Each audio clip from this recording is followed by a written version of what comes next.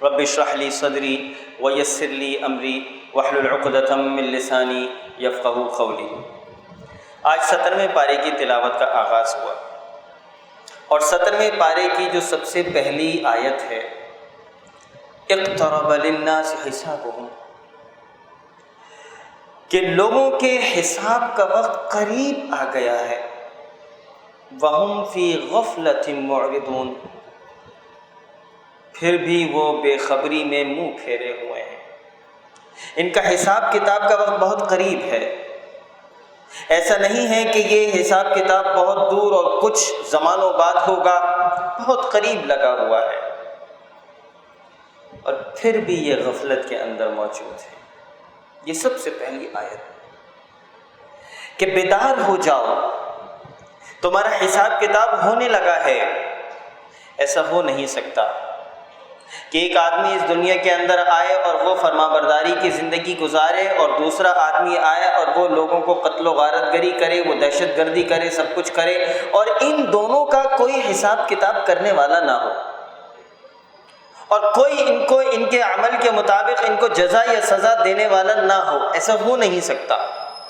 تو اگر اللہ رب العالمین نے یہ دنیا بنائی ہے تو اس کا ایک اصول یہ ہے کہ اس دنیا کے اندر جو بھی آئے گا اس نے اپنا حساب دینا ہے، اور یہ حساب کی گھڑی بہت دور نہیں ہے، بہت قریب ہے۔ اور پھر اس کے بعد اگلی آیتوں میں یہ بات آئی،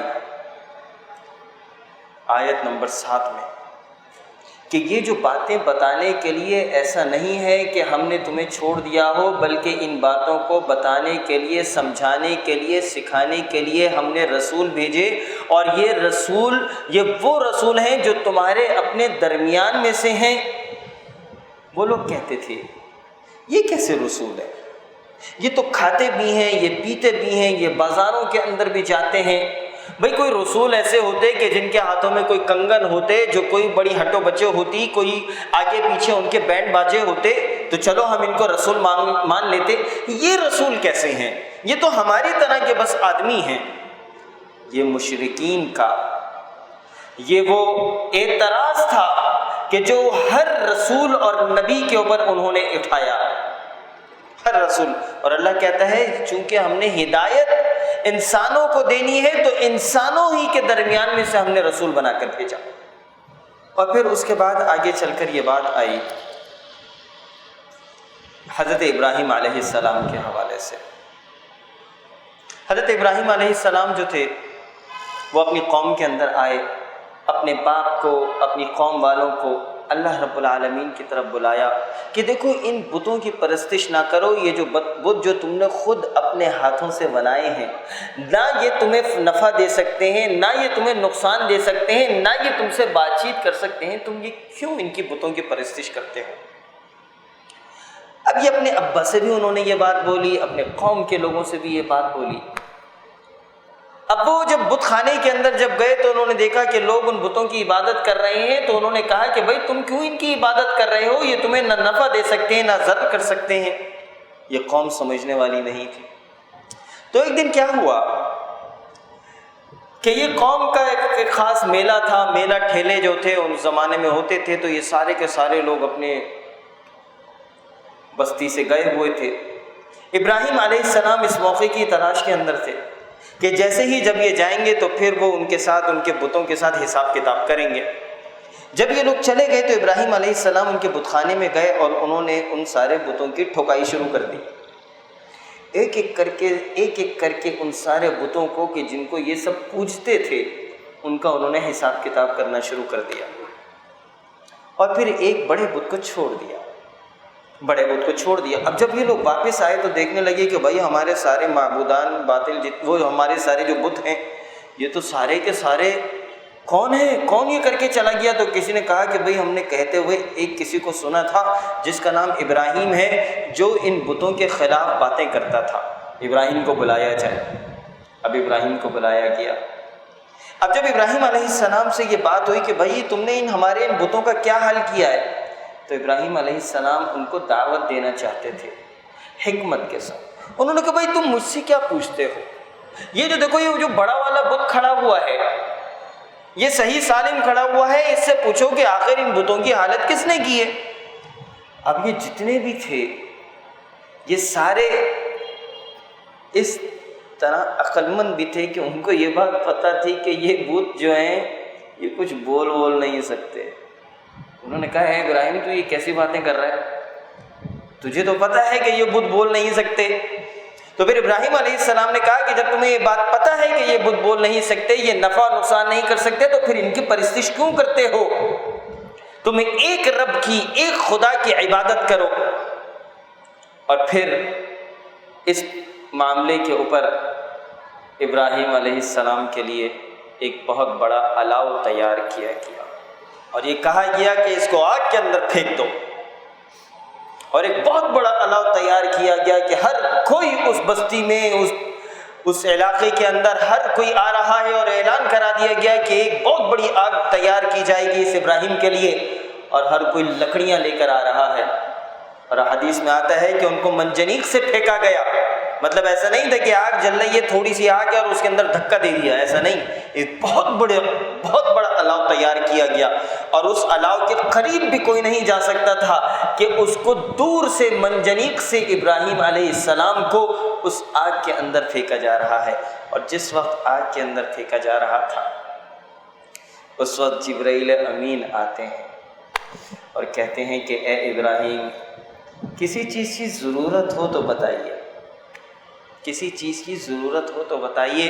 اور یہ ابراہیم جو تھا، اس کے بارے میں علامہ اقبال نے کیا خوب کہا ہے، بے خطر کود پڑا آتش نمرود میں عشق، یہ جو عشق تھا اللہ تعالیٰ سے، اس عشق کے اندر اپنے آپ کو جلانے کے لیے نمرود نے جو آگ تیار کی تھی، یہ عشق کی وہ کیفیت ہے کہ محبوب کے لیے اپنے آپ کو اس آگ کے اندر پھینکنا گوارا کر لیا۔ بے قدر کود پڑا آتش نمرود میں عشق، عقل ہے محو تماشا لب باغ ہوتی، یہ عقل کو سمجھ میں نہیں آتی یہ کیسا محبوب ہے اور یہ کیسا عشق ہے۔ اور جبرائیل امین آئے اور کہنے لگے کہ کوئی ضرورت ہے، تو ابراہیم علیہ السلام نے کہا، اے جبرائیل تم کہاں درمیان میں آ گئے، یہ معاملہ تو میرا ان کے ساتھ ہے، معاملہ تو اس کے ساتھ، وہ دیکھ رہا ہے، وہ دیکھ رہا ہے کہ میں جس کے لیے یہ قربانی دے رہا ہوں، وہ دیکھ رہا ہے کہ میں جس کے لیے اس آگ کے اندر کود رہا ہوں، تم کہاں بیچ میں آ گئے، تم کہاں بیچ میں آ گئے۔ ناصح سے گریباں کو سلانے کے نہیں ہم، تم ہٹ جاؤ، وہ ہے اوپر، یہ کنیکشن اس کے ساتھ ہے، اگر وہ چاہتا ہے بچانا تو وہ بچا لے گا۔ اور وہی جس کے لیے ابراہیم علیہ السلام نے آگ میں کودنا گوارا کیا، اس رب نے حکم دیا اس آگ کو، قلنا یا نار کونی بردا بردا وسلاما، اے آگ ٹھنڈا ہو جا، سلامتی والی ہو جا، علی ابراہیم، ہمارے بندے ابراہیم پر سلامتی والی بن جا۔ کہ دیکھیں بظاہر آگ جلاتی ہے، لیکن جب عشق کا معاملہ ہو تو پھر وہ آگ اپنا کام چھوڑ دیتی ہے۔ بظاہر وہ چھری، بظاہر وہ چاقو اور چھری جو ابراہیم علیہ السلام نے اسماعیل علیہ السلام کے گلے کے اوپر چلائی تھی، اس کا کام کاٹنا تھا، لیکن جب رب ذوالجلال کا حکم ہو تو وہ چھری اپنا کام ختم کر دیتی ہے۔ اس لیے اللہ تعالیٰ اسباب کے محتاج نہیں ہے، اللہ تعالیٰ اسباب کے محتاج نہیں۔ یہ ابراہیم علیہ السلام کے حوالے سے یہ بات آئی۔ اس کے بعد حضرت داؤد علیہ السلام، یہ جو ابراہیم علیہ السلام کا تذکرہ آیا، یہ آیت نمبر 52 سے آگے کی جو آیتیں ہیں اس میں اس کا تذکرہ آیا تھا۔ اس سے پہلے ایک بات یہ آئی کہ کل نفس ذائقۃ الموت، کہ ہر نفس نے موت کا ذائقہ چکھنا ہے۔ آیت نمبر 35 میں ہر نفس نے موت کا ذائقہ چکھنا ہے۔ جو اس دنیا کے اندر نفس آیا ہے اس نے اس دنیا سے رخصت ہوئے چلے جانا ہے۔ ہاں آنے کی تو ترتیب ہے، آنے کی ترتیب یہ ہوگی کہ دادا ہوگا، باپ ہوگا، بیٹا ہوگا، پھر بیٹے کا بیٹا ہوگا، لیکن اس دنیا سے جانے کی کوئی ترتیب نہیں ہے، اس دنیا سے جانے کی کوئی ترتیب نہیں ہے۔ کل نفس ذائقۃ الموت۔ اس کے بعد ابراہیم علیہ السلام کا تذکرہ آیا جو میں آپ کے سامنے بیان کر چکا ہوں پھر اس کے بعد حضرت داؤد اور حضرت سلیمان علیہ السلام کا تذکرہ آیا۔ یہ آیت نمبر 79 اور 80، 79 اور 80۔ داؤد علیہ السلام جو تھے یہ میٹلرجسٹ تھے، میٹلرجسٹ، اور اللہ تعالیٰ نے ان کو یہ توفیق دی تھی کہ یہ ان کو کمانڈ تھی لوہے کے اوپر، لوہے کی زرہیں بنایا کیا کرتے تھے، میٹلرجسٹ تھے، مٹیریلسٹ تھے۔ مٹیریل انجینئرنگ کی فارم کے اندر میں نے اس کو بات کیا۔ ایک مٹیریلسٹک وہ ہے کہ جو مادہ پرست ہے، لیکن یہ مٹیریل کے اوپر کام کیا کرتے تھے، مٹیریل سائنسز کے اوپر، میٹلرجسٹ تھے۔ یہ داؤد علیہ السلام کو اللہ تعالیٰ نے ایک بڑی زبردست اور خوبصورت چیز دی تھی۔ وہ کیا تھی کہ داؤد علیہ السلام جب اللہ کا ذکر کرتے تھے، یا جبال اوبی معہ والطیر، جب وہ اللہ کا ذکر کرتے تھے تو اللہ تعالیٰ کے حکم سے یہ پہاڑ اور یہ پرندے داؤد علیہ السلام کے ذکر کے اندر ان کی آواز میں آواز ملاتے تھے۔ وہ اتنا خوبصورت اللہ کا ذکر بیان کیا کرتے تھے۔ اب یہ قرآن کی آیت ہی کہہ رہی ہے کہ پرندے بھی اور پہاڑ بھی دونوں آواز ملاتے تھے، ٹھیک ہے۔ اب یہاں پر یہ بات ذرا سمجھنے کی ہے کہ دیکھیے پرندوں کی آوازیں تو ہم نے سنی ہیں، یہ پہاڑوں کی آوازیں کہاں سے آ گئیں؟ یہ بات تو سمجھنے کی ہے نا کہ بھئی پرندوں کی آواز تو ہمارے سمجھ میں آتی ہے، یہ پہاڑ کیسے ذکر کرے گا؟ لیکن یہاں یہ بات سمجھنے کی ہے کہ اس دنیا کے اندر جو بھی مادہ ہے، میں خود مٹیریل انجینئر ہوں، اور آپ سب لوگوں کو بھی ایک بات پتہ ہے کہ جو بھی مادہ ہے اس دنیا کے اندر، چاہے وہ گیس ہے، چاہے وہ لیکوئڈ ہے، چاہے وہ سالڈ ہے، اس کا جو بنیادی پارٹیکل وہ ایٹم ہے، اور ہر مادہ ایٹم سے بنا ہوا ہے، چاہے وہ پہاڑ ہے، چاہے وہ چرند پرند، اور سارے کے سارے جو ایٹم ہیں ان کے اندر زندگی موجود ہے، ان کے اندر الیکٹران، پروٹون، نیوٹران موجود ہے، اور اس کے اندر ساری کی ساری خصوصیات موجود ہیں۔ وہی ایٹم جب وہ گیس میں ہوتا ہے تو وہ الگ طریقے سے ہوتا ہے، وہی ایٹم جب سالڈ کے اندر ہوگا تو وہ الگ طریقے سے ہوگا۔ اسی لیے کہ یہ قرآن کی جو آیت ہے جو 1450 سال پہلے یہ آیت آئی تھی، اور جس میں یہ کہا تھا کہ یہ پہاڑ بھی اللہ رب العالمین کا ذکر کرتے ہیں، تو آج یہ بات سمجھ میں آتی ہے کہ دنیا کے اندر جتنی بھی چیزیں موجود ہیں ان کے اندر حیات موجود ہے۔ اور اسی پارے کے اندر شروع میں یہ بات آئی ہے کہ وَجَعَلْنَا مِنَ الْمَاءِ كُلِّ شَيْءٍ حَيٍّ، اللہ رب العالمین کہتا ہے کہ ہم نے ہر چیز کو پانی سے پیدا کیا ہے، ہر چیز کو۔ جو منبع زندگی ہے، جو منبع حیات ہے، وہ کیا ہے؟ پانی ہے، H2O۔ منبع حیات کیا ہے؟ وہ پانی ہے۔ یہ بات پہلے بھی گزر چکی ہے آج، اور اب یہاں پر یہ بات آ رہی ہے کہ جب داؤد علیہ السلام ذکر کرتے تھے تو یہ پہاڑ بھی ذکر کرتے تھے۔ اس کا مطلب یہ ہے کہ آج سے 1450 سال پہلے سب کو یہ بات بتا دیا گیا کہ یہ پہاڑ بھی حیات ہیں،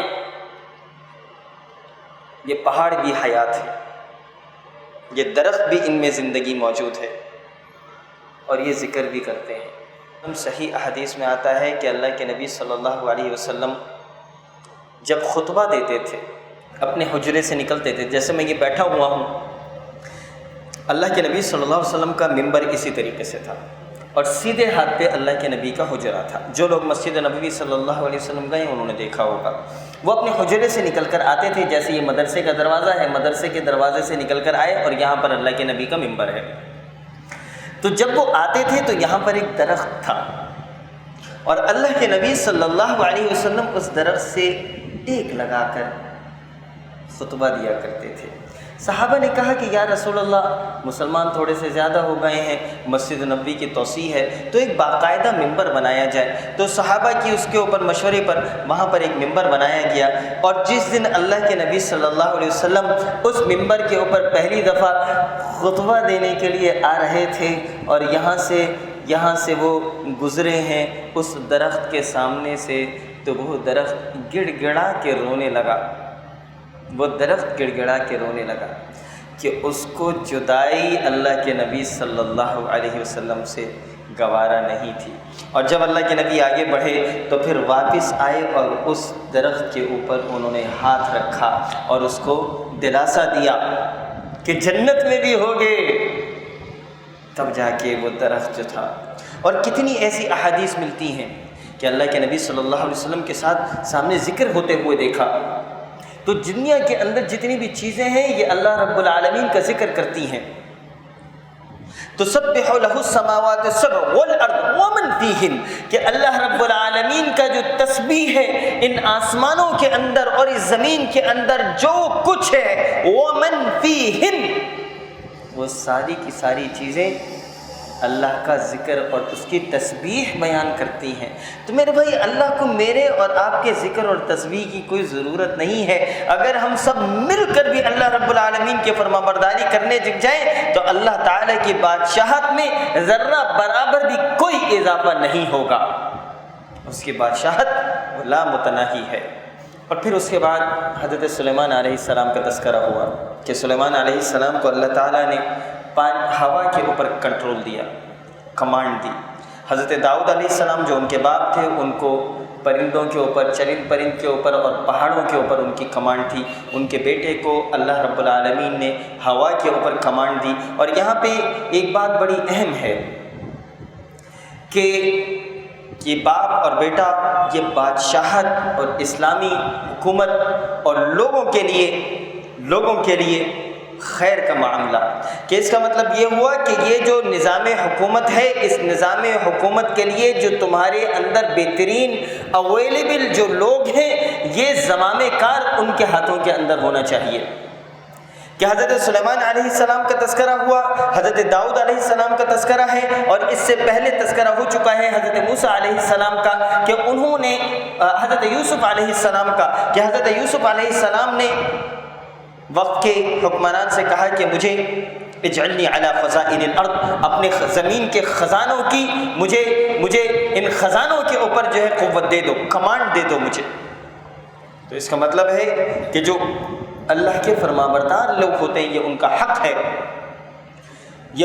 حق ہے کہ وہ یہ حکومت کا کام کرے.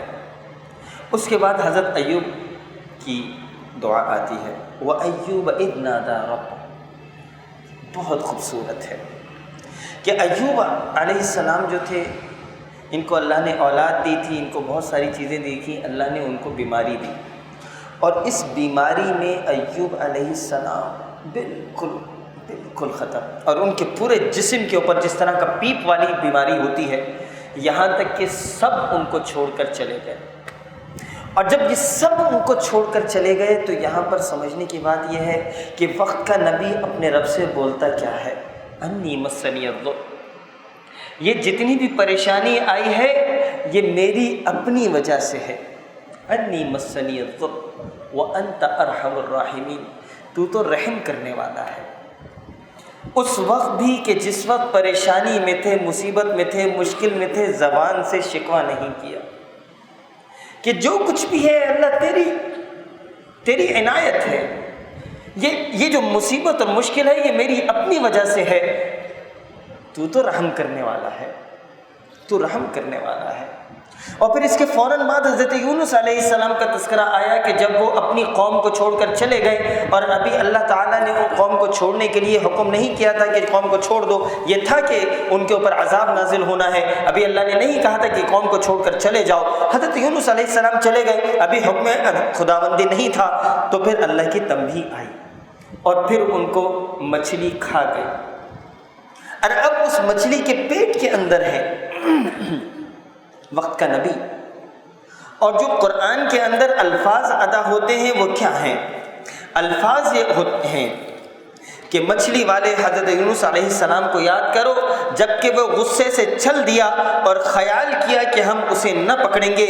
بالآخر وہ اندھیروں کے اندر سے پکار اٹھا، فنادی فی الظلمات. وہ مچھلی کے پیٹ کے اندر جہاں نہ اٹھ سکتے تھے نہ بیٹھ سکتے تھے اور اندھیرا تھا، اس اندھیرے میں، اس ظلمت کدے کے اندر یونس علیہ السلام نے جو دعا پڑھی تھی وہ کیا تھی کہ لا الہ الا انت سبحانک، نہیں کوئی معبود تیرے علاوہ، تو ہی بہت پاک ہے، تو بہت پاک ہستی ہے. انی کنت من الظالمین، ظلم کیا ہے تو میں نے اپنی وجہ سے ہوا ہے. میری غلطی ہے، ہم ہی لوگ ہیں جو ظلم کرنے والے ہیں، تو بہت پاک ہستی ہے، تو ہمیں نہیں بھولتا، ہم تجھے بھول جاتے ہیں۔ یہ حضرت یونس علیہ السلام، قرآن کے اندر جا بجا دعائیں ہیں، انبیاء کی دعائیں، کہ دیکھیں آدم علیہ السلام کہتے ہیں کہ ربنا ظلمنا انفسنا وان لم تغفر لنا، اے ہمارے پروردگار ہم نے اپنی جانوں پر ظلم کر لیا، وان لم تغفر لنا، اگر آپ نے ہمیں بخشا نہیں، وترحمنا، اور اگر آپ نے ہم پر رحم نہیں کیا، لنکونن من الخاسرین، ہم خسارے والوں کے اندر سے ہو جائیں گے۔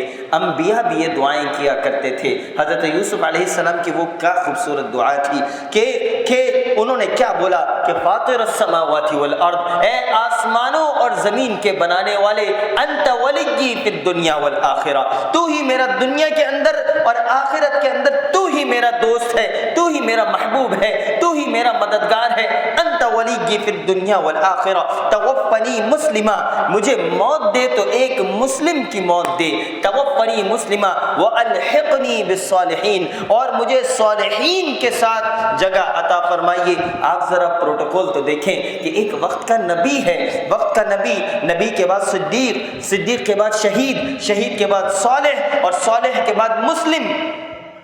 دیکھیں نبی، صدیق، شہید، صالح، مسلم، اور ایک وقت کا نبی ان سارے پروٹوکولز کو چھوڑ کر دعا کرتا ہے کہ توفنی مسلمہ، اے اللہ مجھے موت دے تو ایک مسلم کی موت دے۔ انبیاء کی دعاؤں کو تو دیکھیے کہ کس طریقے سے دعائیں کیا کرتے تھے۔ ابراہیم علیہ السلام جنہوں نے ساری زندگی گزاری کس چیز کے اندر؟ آزمائشوں کے اندر۔ یہ ابراہیم علیہ السلام کی دعا کیا تھی جب کعبہ تعمیر کیا؟ یہ کتنا بڑا زبردست کام کیا، کعبۃ اللہ، اللہ کا گھر تعمیر کر دیا، بیٹے کے ساتھ اللہ کا گھر تعمیر کر دیا۔ اس گھر کو تعمیر کرنے کے بعد دل کے اندر یہ خیال نہیں آیا کہ میں نے کوئی بہت بڑا کارنامہ انجام دے دیا، میں نے کوئی بہت جہاد کا کام کر لیا، میں نے کوئی بہت ایسا کام کر لیا کہ میں، الفاظ جو عطا ہوئے وہ کیا تھے؟ وَتُبْ عَلَيْنَا وَتُبْ عَلَيْنَا، اے اللہ تو ہماری توبہ کو قبول کر لے، اِنَّكَ أَنْتَ التَّوَّابُ الرَّحِيمُ، تو توبہ قبول کرنے والا ہے، تو رحم کرنے والا ہے۔ یہ انبیاء کی دعائیں ہیں۔ اور پھر اس کے بعد آگے چل کر وہ عظیم الشان آیت آئی، آیت نمبر 107 کہ وما ارسلناک الا رحمۃ للعالمین، ہم نے اللہ کے نبی، ہم نے پیارے حبیب صلی اللہ علیہ وسلم کو تمام جہانوں کے لیے رحمت بنا کر بھیجا ہے، تمام جہانوں کے لیے رحمت بنا کر بھیجا ہے۔ انشاءاللہ اس کی تفصیل ہم 22ویں پارے میں بیان کریں گے کہ یہ جو تمام جہانوں کی جو رحمت جو ہے وہ کس طریقے سے ہوگی، وہاں پر تفصیلی طور پر بیان کریں گے۔ اس کے بعد سورۃ الحج کی تلاوت شروع ہوئی، اور الفاظ دیکھیں، میں صرف ترجمہ آپ کے سامنے پڑھتا ہوں کہ لوگو اپنے پروردگار سے ڈرو، یا ایھا الناس اتقوا ربکم ان زلزلۃ الساعۃ شیء عظیم، بلا شبہ قیامت کا زلزلہ بہت ہی بڑی چیز ہے۔ یوم ترونھا تذہل کل مرضعۃ عما ارضعت وتضع کل ذات حمل حملها، جس دن تم اسے دیکھ لو گے ہر دودھ پلانے والی اپنے دودھ پیتے بچے کو بھول جائے گی، اور تمام حمل والیوں کے حمل گر جائیں گے۔ وتری الناس سکارا، اور تو دیکھے گا کہ لوگ مدہوشی کے عالم کے اندر ہوں گے۔ وما ہم بسکارا، نہیں، یہ لوگ مدہوشی کے اندر نہیں ہوں گے۔ ولکن عذاب اللہ شدید، در حقیقت یہ اللہ کا بہت ہی شدید عذاب ہوگا، یہ اللہ کا بہت ہی شدید عذاب ہوگا۔ اور پھر آگے 2 آیتوں بعد دوبارہ اللہ نے اسی طریقے کی بات کی کہ اے لوگوں، اگر تمہیں مرنے کے بعد جی اٹھنے میں شک ہے تو سوچو ہم نے تمہیں مٹی سے پیدا کیا، پھر نطفے سے، پھر خون بستہ سے، پھر گوشت کے لوتھڑے سے، جو صورت دیا گیا تھا اور بے نقشہ تھا یہ ہم تم پر ظاہر کر دیتے ہیں، اور ہم جسے چاہیں ایک ٹھہرائے ہوئے وقت تک رحم مادر میں رکھتے ہیں، پھر تمہیں بچپن کی حالت میں دنیا میں لاتے ہیں، پھر تاکہ تم اپنی پوری جوانی کو پہنچو۔ تم میں سے تو بعض تو وہ ہیں جو فوت کر لیے جاتے ہیں، اور بعض بے غرض عمر کی طرف پھر سے لوٹا دیے جاتے ہیں، اور بعض بے غز عمر کی طرف پھر سے لوٹا دیے جاتے ہیں کہ وہ ایک چیز سے باخبر ہونے کے بعد پھر بے خبر ہو جائے۔ تو دیکھتا ہے کہ زمین بنجر خشک ہے، پھر جب ہم اس پر بارشیں برساتے ہیں تو وہ ابھرتی ہے اور پھولتی ہے اور ہر قسم کی رونق اور نباتات اگاتی ہے۔ اس کے بعد آگے چل کر حج کے حوالے سے بات آتی ہے۔ یہاں پر ہم کوشش کریں گے کہ مختصراً بیان کریں۔ یہ جو حج آیا یہ شاعر اللہ ہے۔ یہ حج ہے کیا؟ کتنی خوبصورت عبادت ہے کہ ساری دنیا سے مشرق سے مغرب سے جہاں جہاں مسلمان موجود ہیں سارے کے سارے مسلمان اس محبوب کی رضا، اس کی خوشنودی کے لیے مکے کی طرف روانہ ہو جاتے ہیں اور اپنے سارے کے سارے کپڑوں کو اتار دیتے ہیں اور ایک انسلا لباس سفید رنگ کا وہ کفن کی مانند کا لباس اس محبوب کو خوش کرنے کے لیے وہ پہن لیتے ہیں اور چاروں طرف سے لوگ جمع ہو جاتے ہیں اور زبان پہ جو کلمہ ہوتا ہے وہ کیا ہوتا ہے؟ لبیک اللہم لبیک، اے اللہ میں آ گیا، میں نے تیری پکار کے اوپر لبیک کر دیا، ان الحمد والنعمت، ساری تعریفیں تیرے لیے ہیں، ساری خوشنودیاں تیرے لیے ہیں، تو ہی ہے جو ساری چیزوں کا مالک ہے، ان الحمد والنعمت لک والملک، اور تیرے ہی ہاتھ کے اندر ساری بادشاہت ہے، تیرے ہاتھ میں۔ کتنا خوبصورت کلمہ ہے یہ، کلمہ پڑھتے ہوئے جاتے ہیں، کلمہ پڑھتے ہیں، وہاں پہ طواف کرتے ہیں، منی میں جاتے ہیں، منی سے پھر عرفات میں جاتے ہیں، گڑ گڑا کر اللہ کے سامنے دعائیں کرتے ہیں، اپنے ماضی کو یاد کرتے ہیں، اپنے ماضی کے اندر جو غلطیاں ہوئی اس کے سامنے اپنے ہاتھوں کو پھیلا کر گڑ گڑاتے ہیں کہ اے اللہ تو معاف کر دے۔ اس عرفہ سے پھر آگے نکلتے ہیں، مزدلفہ جاتے ہیں، وہ سب کے سب وہ لاکھوں فرزندان توحید نکل رہی ہیں اور سب نے کفن پوش لباس پہنا ہوا ہے، سب نے کفن پوش لباس پہنا ہوا ہے، زبانوں پر ورد ہے۔ مزدلفہ سے آگے جاتے ہیں، پھر دوبارہ عرفات کی طرف جاتے ہیں اور پھر شیطان کو کنکریاں مارتے ہیں۔ یہ ساری کی ساری چیزیں، یہ ساری چلت پھرت جو ہے یہ اللہ رب العالمین کی محبت کے لیے ہے کہ یہ جو عشق ہے کہ پتہ چلے وہاں پہ کیا ہے۔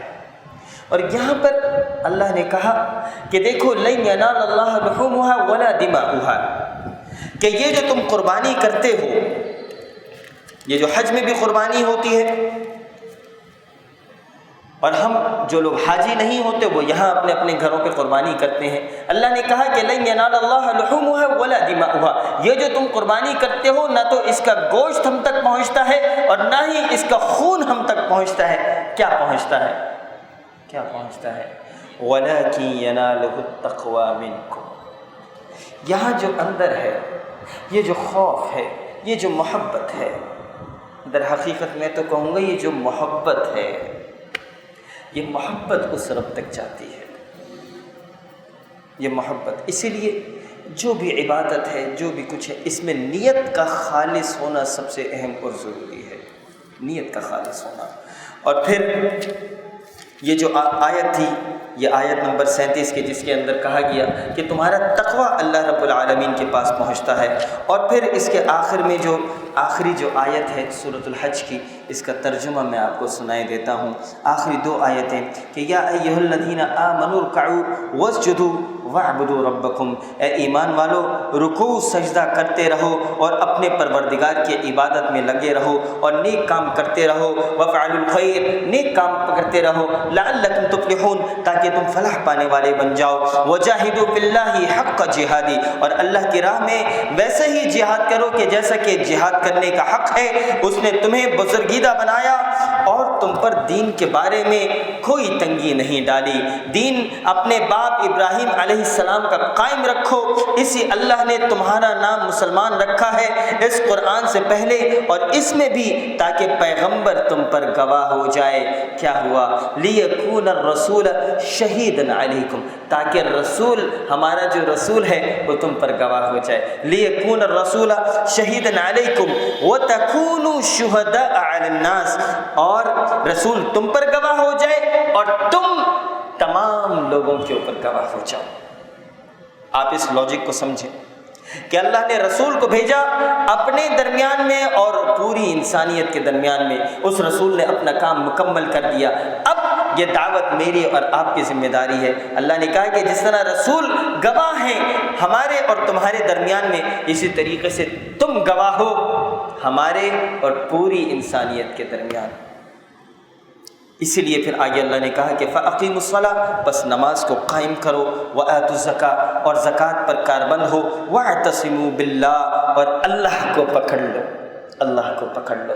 پہلے آیا تھا کہ وَاعْتَصِمُوا بِحَبْلِ اللَّهِ، اللہ کی رسی کو پکڑ لو، یہاں تک آیا، یہاں پر آتا ہے وَاعْتَصِمُوا بِاللَّهِ، اللہ کو پکڑ لو، هُوَ مَوْلَاكُمْ، وہی تمہارا مولا ہے، وہی تمہارا ولی ہے، وہی تمہارا مالک ہے، فَنِعْمَ الْمَوْلَى وَنِعْمَ النَّصِيرُ، کیا ہی اچھا مالک ہے اور کتنا ہی بہتر مددگار ہے۔ اقول قولی ھذا استغفر اللہ لی ولکم ولسائر المسلمین والحمد للہ رب العالمین۔